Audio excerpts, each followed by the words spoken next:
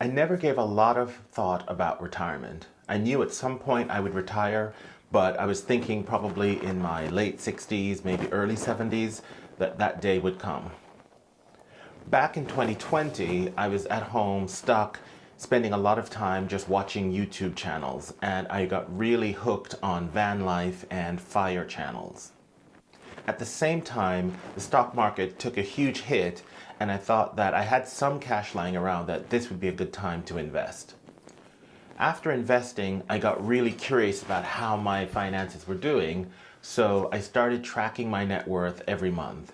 So throughout 2020, every month on the last of the month, I would look up all my balances and write them down and compare them from the prior month to see how much money I had earned.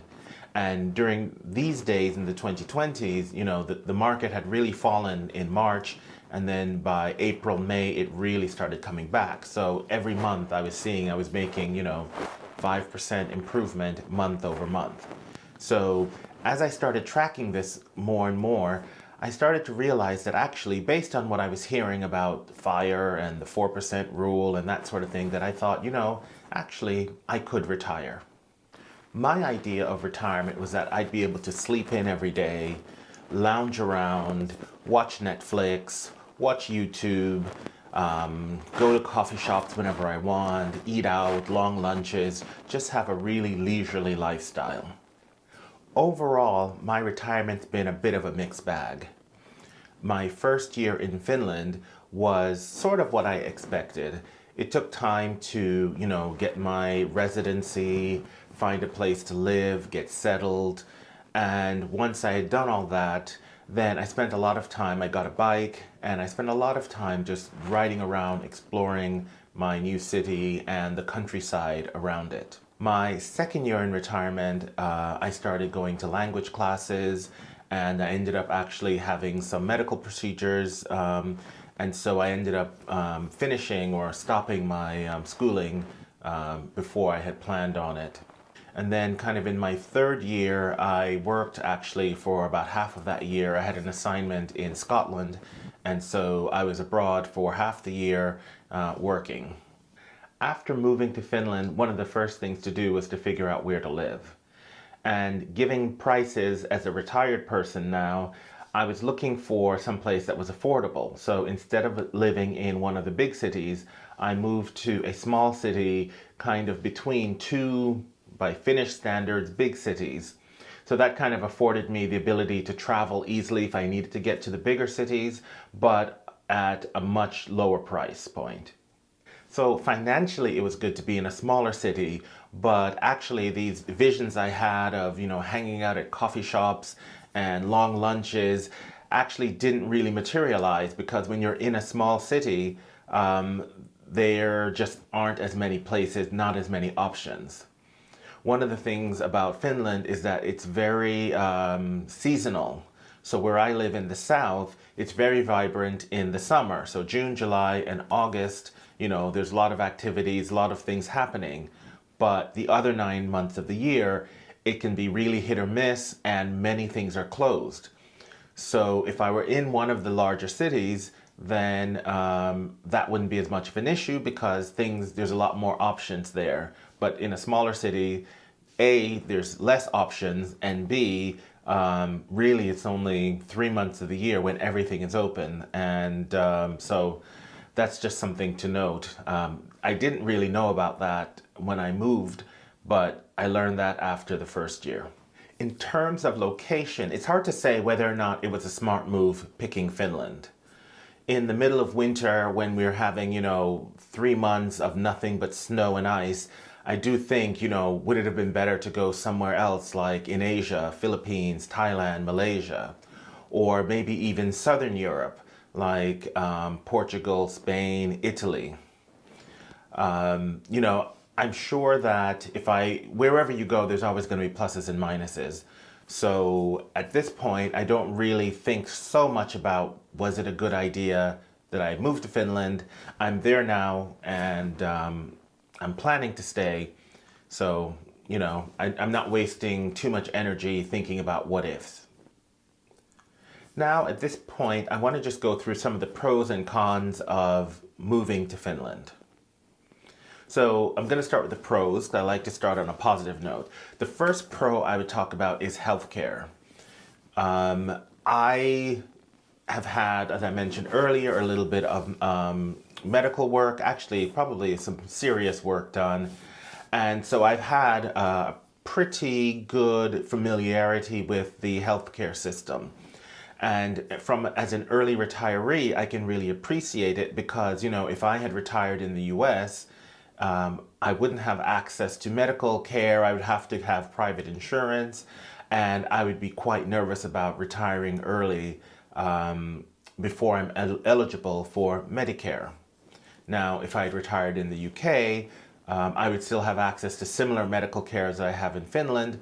So that could have been an option if I was really worried about medical. As an example, when I think about medical coverage, my parents are in their 80s, and I think that even though they have very good insurance, I guess they're probably paying, including their insurance premium, between $10,000 and $15,000 per year each for medical insurance or drugs or co-pays, different things. On the other hand, I feel that if I'm in my 80s, for similar medical care, I think I would probably pay between $1,000 and $2,000 a year. So, that's, call it almost a tenth of the price that they pay. So from that perspective, I feel medical care is quite good, and that with the pricing being so much lower, it's a lot easier to retire early and not have to worry about how I'm going to take care of myself. The second thing I would mention, is bureaucracy. I know that doesn't sound like a pro, but from my perspective, Finland is very digital. Now, it's a bit of a hassle getting all of your ducks lined up so that you are set up in the government system.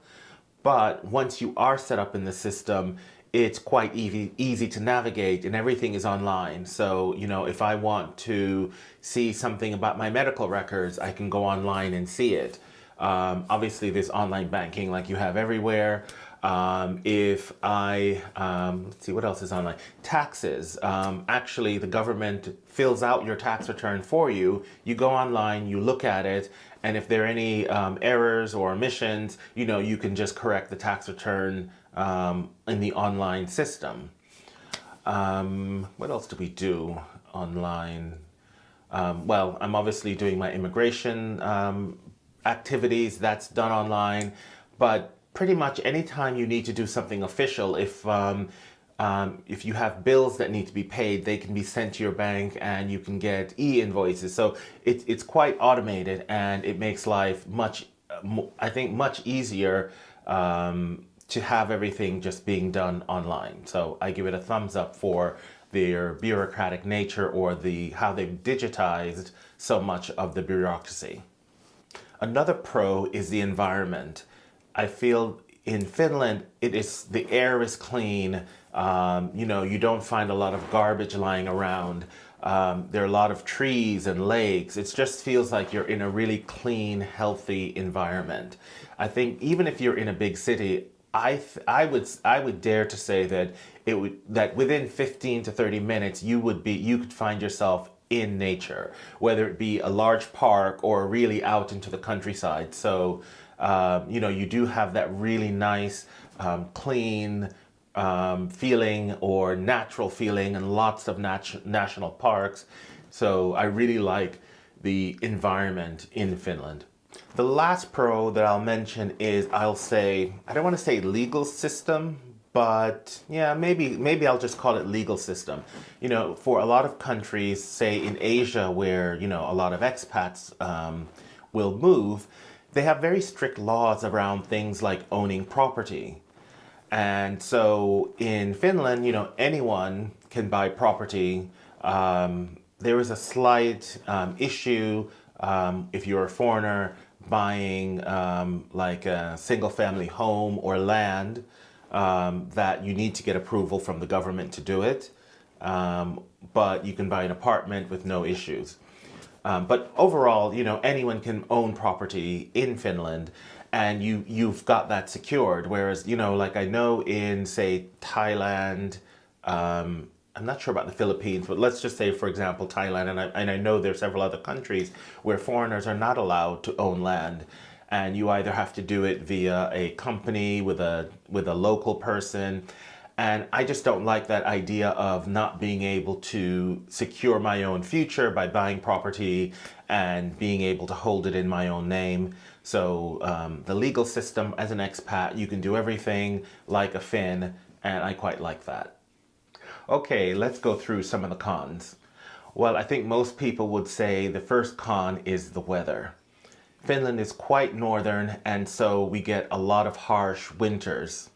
It feels to me like we have 3 months of summer, 2 months of spring, 2 months of fall, and 5 months of winter. Now, I like the fact we have these different seasons, and I actually do like winter, but I feel like it just goes on for too long. So if we had 3 months of winter, I would be like, I don't have a problem with the weather. But by the second month of winter, it's starting to get a little bit old. By the third month, to me, I'm like, okay, I'm ready for winter to be over. So that is one thing. The other issue that we have being so far north is that in the winter, it's dark for much of the day. Now, in my case, luckily I live practically on the southern coast of Finland, so I get the most light possible. So I think in the depths of winter, we probably get maybe 5 hours of sunlight. The offset for this is in the summer, we get practically the sun never sets, and we just have sunlight all day. So from my perspective, I don't mind the dark days, and I don't mind the bright summers. So a lot of people might not like it, but for me, that's not really a negative. I'm fine with it. The next con, I would say, is people and language. Now, when I say it's a con, I'm not being super critical of Finnish people because, they just have their own customs. But, speaking as a foreigner that comes to the country, there is a bit of a con because the people, I would say, are not as warm and friendly as say Americans or Africans or Caribbean people. They're a bit more standoffish, number one, just in general, even amongst themselves. Then the second part of it is that there's a language issue. So aside from the fact that Finnish is a very small language, it's only spoken by 5 million people, and a lot of people in Finland do speak English, but because it's not their native language, they're a little bit shy, a little bit awkward when speaking it. And so they would be much more likely to kind of, avoid you or not be as engaging because, they don't want to stumble with the language. So part of the feeling a bit kind of disconnected with people in Finland, some of it is by nature, but then also a lot of that though is also tied to the fact of language and people feeling uncomfortable speaking, in English. Another con of Finland is employment. It is very difficult to get a well-paid job in Finland unless you speak Finnish. And well, the one caveat I would say is if you speak English and you can work within the IT sector, you can get a decent job in IT without speaking Finnish. But in general, Finland is a pretty expensive country. And even if I was a native Finnish speaker, I would struggle to find a job that paid 50% of what I'm used to getting paid because salaries are just not that high here. So, that is a con, A, finding a good job if you don't speak Finnish, but B, even if you do speak Finnish, the salaries are a bit low. So in summary, there are pros and cons to living in Finland, as I'm sure there are pros and cons to living anywhere. So from my perspective, what I try to do is, really take advantage of the pros, and for the cons, try to think about ways that I could, ameliorate them. In terms of, for example, let's start with the first one, the weather that I spoke about. Well, I definitely have planned that I'm going to start going away for a large part of time during the winter. This year I'm away for 3 months, and that's something I want to do every year going forward. Go away for 3 months of winter. I mentioned before that winter, in my estimation, is about 5 months long. So if I can take 3 months of that away and only have to spend 2 months in winter, I think I would really appreciate and enjoy the winter time, but try and go someplace warm in the meanwhile. The second con I mentioned, people and language. Well, there's nothing you can do with people, but I think by focusing on and trying to learn the language better, that will only help. On the one hand, as a retired person, to me it's kind of fun to live somewhere where there's a different language. Yes, it can be a bit frustrating, but you really know you've gone somewhere different when people do not speak your language. So I'm taking classes now at the community college, and my plan is that I'm just going to keep doing it for maybe 5 or 10 years until I know everything. So I'm going to do that, and as I get more and more comfortable with the language, try and speak more with people when I'm out and about. In terms of employment, as that con, there's really not too much I can do about it. From my perspective, I am retired early, and I can live without having to get a second job or get a job. If I work, it's really just to kind of give myself some treats and just provide some additional enjoyment. But I can budget to the point where I really don't have to work. And given the prospects of the type of jobs that will be available to me, A, because I live in a small city, and B, because I don't speak Finnish very well, I'm not really doing much on the employment side. Although one thing I will try and do is I will try and get some short-term contracts that I can do. I'm allowed to leave the country for 6 months a year, so if I could get like a 6-month assignment somewhere, I would take it and do that, and hopefully during the winter, and hopefully I can find something somewhere warm. So that would be like a nice way to kind of break up my winter and also get some extra cash in. So those are my thoughts about retiring to Finland. If you have any questions or comments about living or retiring in Finland, drop a message down in the comments, and I will see you next time. Bye-bye.